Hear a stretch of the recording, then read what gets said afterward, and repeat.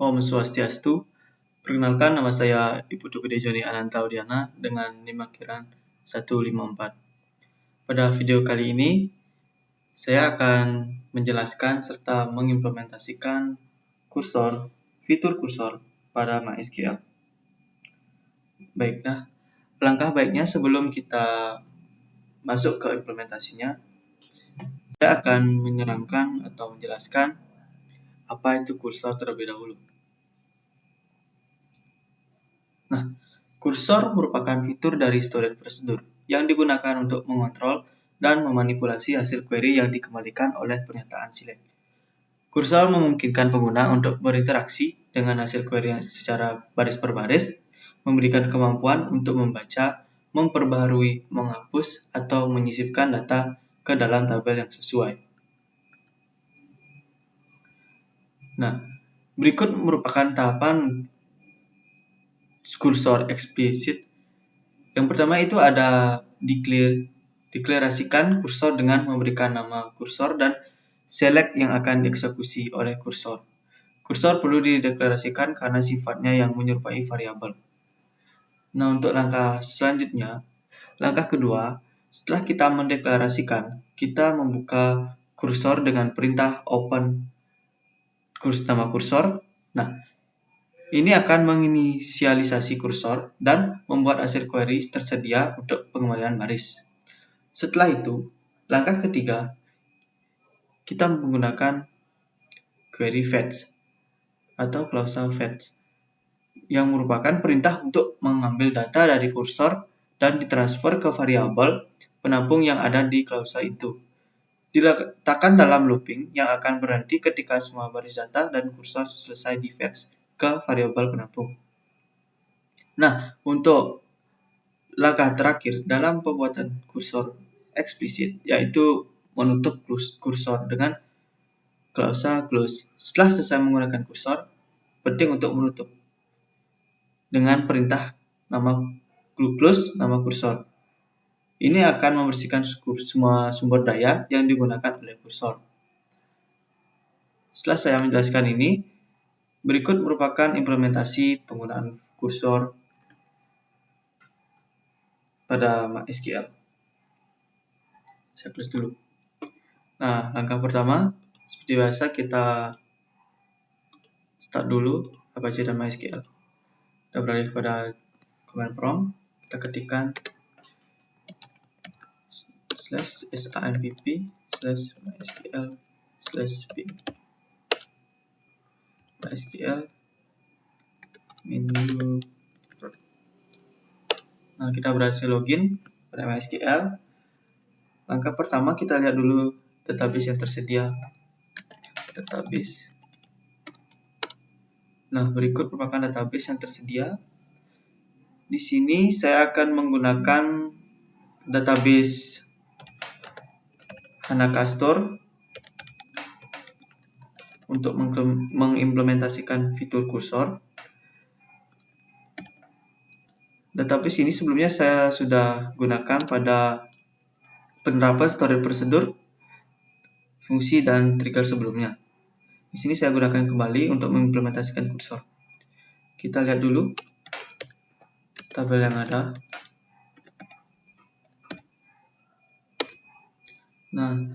Pada database ini sudah tersedia 3 tabel. Yang pertama itu ada tabel pakaian, yang kedua itu ada tabel pklog, yang terakhir itu ada tabel status.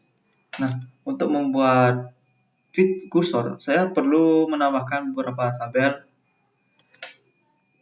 Yang pertama itu ada tabel transaksi. Sebelum ke tabel transaksi, pasti ada nama barang dan siapa yang memesan atau melakukan transaksi tersebut. Di sini nama barangnya sudah ada, yaitu pakaian, dan sekarang kita kurang namanya orang yang akan melakukan transaksi tersebut. Di sini saya membuat tabel baru, yaitu tabel customer. Create tabel customer. Di sini saya gunakan ID customer.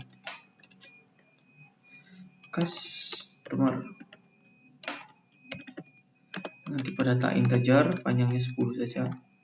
Not null, kita boleh nol primary key. Selanjutnya kita berikan nama tabel nama, kolom nama customer pada data varchar dengan length 50 aja. Atau juga kita isikan atribut tambahan yaitu jenis kelamin. Kita kasih pada Pak enum pilihan yang itu ada L, itu ada P. Nah, di sini kita berhasil membuat tabel pertama itu tabel customer. Kita lihat dulu. Nah, di sini sudah ada 3 field pada tabel tersebut dan sudah berhasil ya. Sekarang kita input terlebih dahulu tabel. Kita isikan data dengan insert into tabel customer. Value. Pertama itu kita isikan ID-nya itu nama, kasih nama.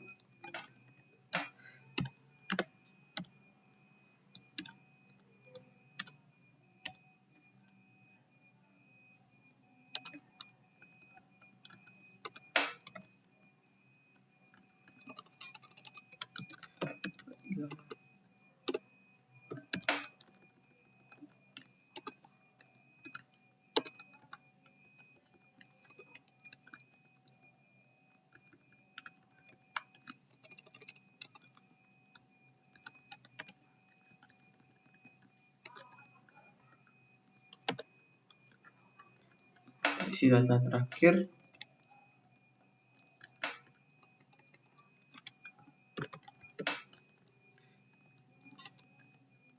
Ingat hapus ada komanya.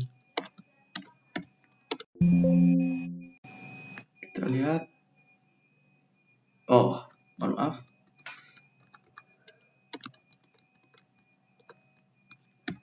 Oke. Di sini saya sudah berhasil memasukkan 4 data pada tabel customer. Selanjutnya kita memerlukan tabel transaksi untuk menghubungkan customer dan pakaian. Kita tabel dulu.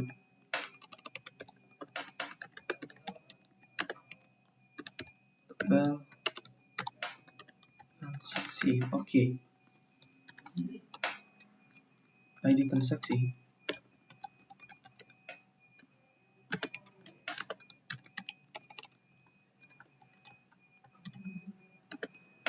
Auto increment key. Oke, auto increment primary key, artinya dia akan otomatis memasukkan datanya. ID customer.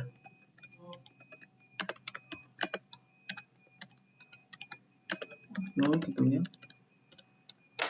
itu ada kode PK. Kode PK ini merupakan kode primary key pada tabel pakaian. Varchar. Oke. Sini kita kasihkan total pakaian yang akan dibeli 10 aja. Ini total harga. Oke.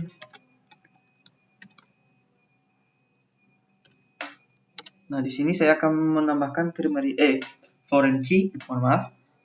Saya ulangi, saya di sini akan menambahkan foreign key pada tabel transaksi. Yang pertama itu ada foreign key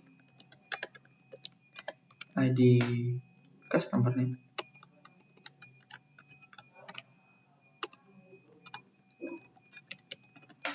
Customer references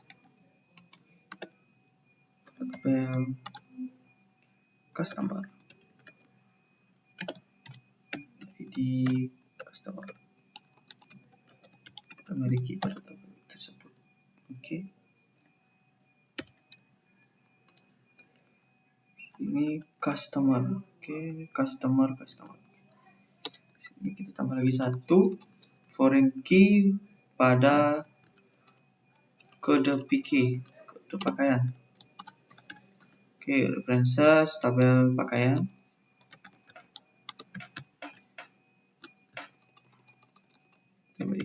Oke, kode PK. Oke, di sini saya berhasil membuat tabel transaksi. Kita lihat dulu, skip dulu. Transaksi. Oke. Nah, di sini terdapat 5 field pada tabel transaksi, di mana field tersebut di sini dapat dilihat terdapat beberapa tipe data berbeda dan terdapat key yang berubah. Di sini selanjutnya saya akan memasukkan data pada tabel transaksi. Insert into tabel transaksi. Oke. Value. Di sini saya isikan ID transaksi 101 biar berbeda dengan ID customer-nya. Kita misalnya beli barang. Lebih baik kita lihat dulu barangnya supaya kita mengetahui barang apa yang akan ingin kita beli. Kita select dulu from tabel pakaian. Nah, di sini terdapat beberapa nama pakaian yang bisa menjadi referensi untuk tabel transaksi barang yang akan dimasukkan. Oke. Kita lanjut insert datanya. Jadi 101 sini ID yang belanja, kita beli pakaian misalnya CP001. Kita beli misalnya 2 pero 100.000 ya. Terus beli 2 di 200.000. Oke.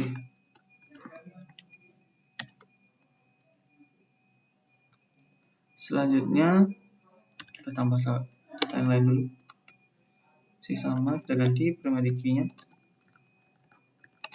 02. Oke, CP01 masih kita ganti ini dengan CP2. CP002. Oke. Harganya 120.000. Nice. Selanjutnya kita akan tambah lagi di sini 2 customer 2. Misalnya dia ingin beli t-shirt 001 Anaka BC berarti 180.000. Oke, 180.000. Misalnya dia beli 2. Sini di yang keempat kita masukkan sama aja.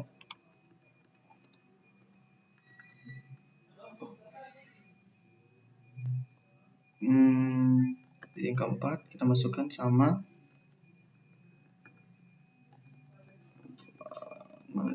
kita ID-nya ganti dulu 4. Misalnya dia membeli t-shirt 4, beli 2, jadi 300.000.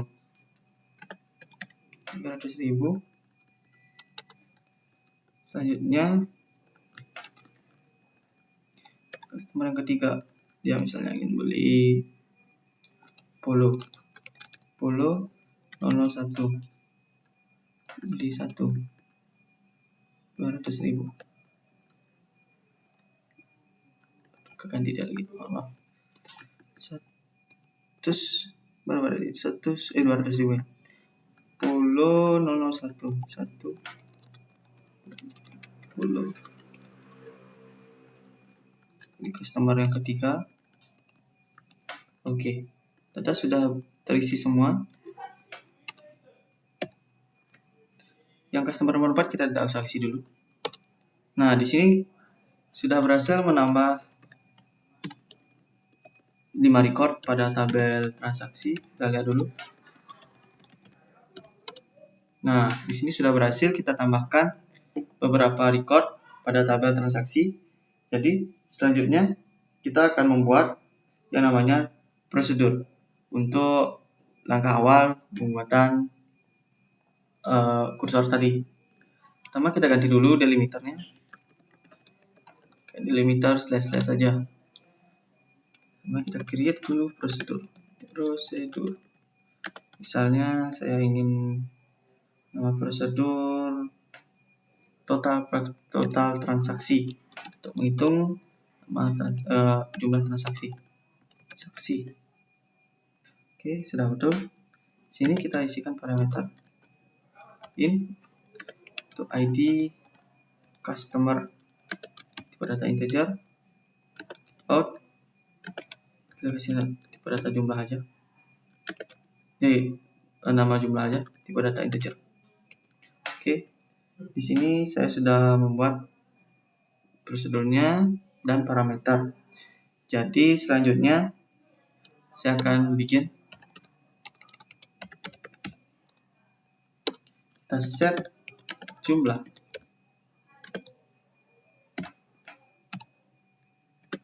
Kita gunakan proses select zoom dengan jumlah total harga from dari tabel transaksi tadi dengan kondisi ID customer sama dengan ID atau parameter in tadi. Sini kurang set jumlah, masukkan nanti select sum, berarti total harga nanti akan disum dari tabel transaksi dengan kondisi ID customer dengan parameter ID cus. Selanjutnya enter, kita end delimiternya. Nah, di sini sudah berhasil. Kita ganti dulu delimiter ke default. Oke, berhasil. Selanjutnya kita call dulu prosedur. Apakah prosedur ini sudah berjalan atau tidak? Saksi misalnya ID 1 tadi, di 1 kita gunakan variabel global set. Oke, berhasil. Kita lihat, kita cek di jumlah output. Oke. Nah, di sini sudah berhasil, di mana tabel jumlah tadi ini variabel global jumlah. Nah, total harga tadi berhasil ditambahkan, yang mana 200 ditambah 120 itu berubah menjadi 320. Itu dengan kondisi ID customer 1. Nah, berarti untuk prosedur yang pertama kita sudah berhasil. Untuk langkah selanjutnya, kita perlu membuat tabel untuk menentukan laporan atau rekapan dari semua tabel transaksi tadi. Cuma menjadi satu aja. Jadi kita create dulu create tabel laporan transaksi. Oke. Saksi untuk merekap ini. Kita isi ID laporan dengan tipe data integer, panjangnya 10, auto increment primary key. Sudah berhasil. Selanjutnya kita isi nama customer. Nanti pada data varchar sama seperti sebelumnya. Terakhir itu ada jumlah transaksi. Teacher aja. 15. Oke. Di sini tabel laporan transaksi berhasil dibuat. Jadi untuk langkah terakhir, untuk memenuhi tabel laporan tersebut, kita akan membuat yang namanya kursor. Saya akan implementasikan kursor tersebut. Nah, delimiter kita ganti dulu. Oke, berhasil. Kita create prosedur. Kita kasih nama aja biar sama, laporan transaksi. Kita isi parameter. Kita begin. Deklarasi dulu variabel ID customer, tipe data integer, declare juga perlu nama untuk memenuhi tabel nama customer, tipe data varchar C50. Terakhir kita deklarasi untuk loopingnya. Finish. Teacher di kasih no. Terakhir kita deklarasi kursornya. Nama kursor kita kasih kursor laporan transaksi. Dimana kursor for select gunakan untuk mengambil ID customer, nama customer dari tabel customer, ID customer, nama customer dari tabel customer. Oke, dengan order by ID customer. Oke. Selanjutnya kita deklarasi declare continue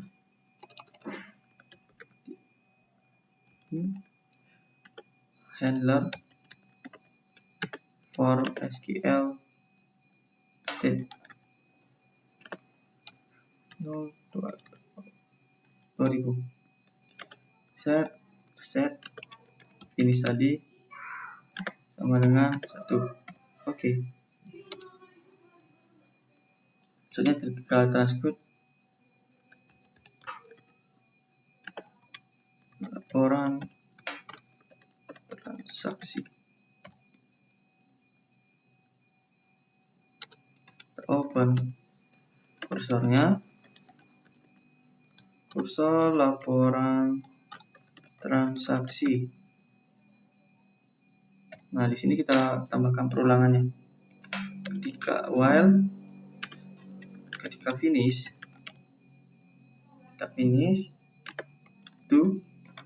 kita lakukan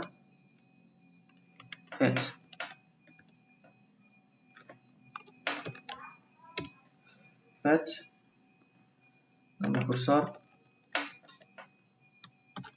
laporan transaksi into. Nah, di sini parameter tadi kita masukkan. Looping ini akan selesai ketika parameter sudah diisi.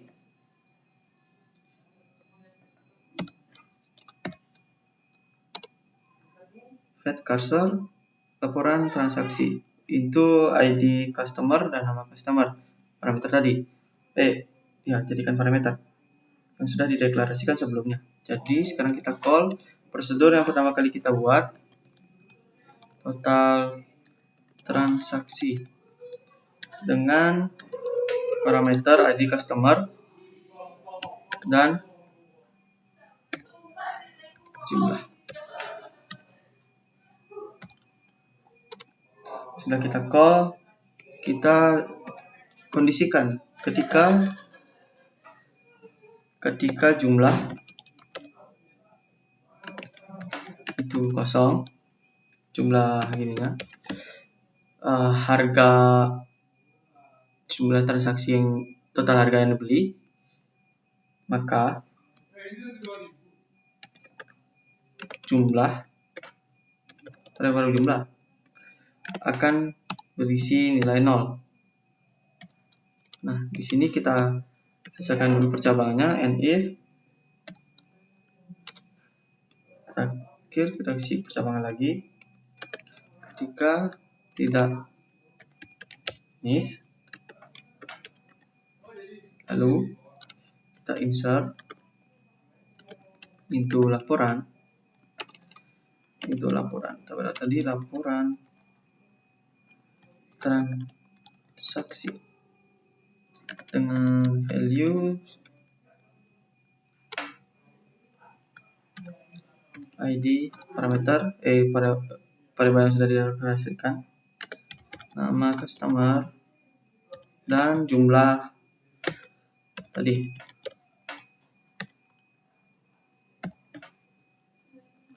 Nah, setelah kita selesai, kita end if, akhiri loopingnya, kita tutup kursornya.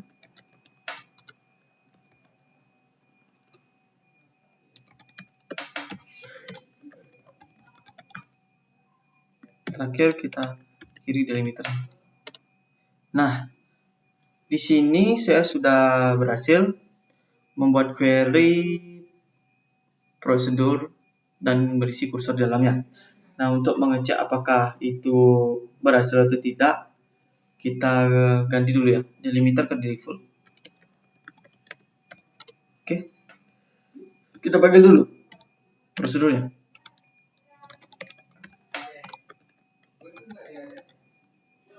Laporan transaksi parameter 0. Nah, sini berhasil 4 row effect.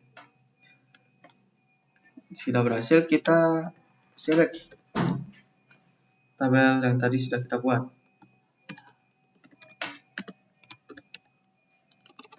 Select laporan transaksi. Nah, di sini saya berhasil membuat prosedur yang tadi. Kita cek dulu apakah data yang tadi sudah benar atau tidak. Pertama kita lihat dulu dengan select dari transaksi saja.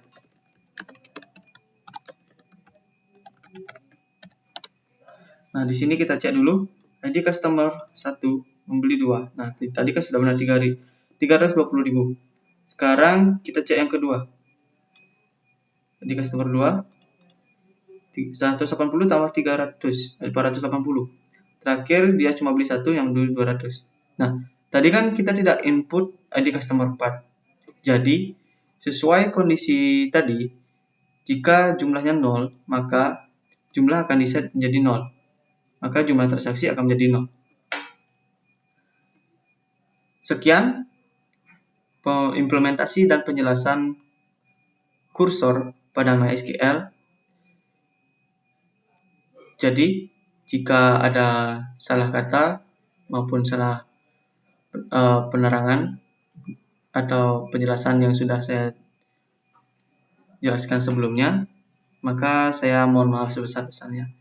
Akhir kata, saya tutup video kali ini dengan Parama Santi. Om Santi Santi Santi Om.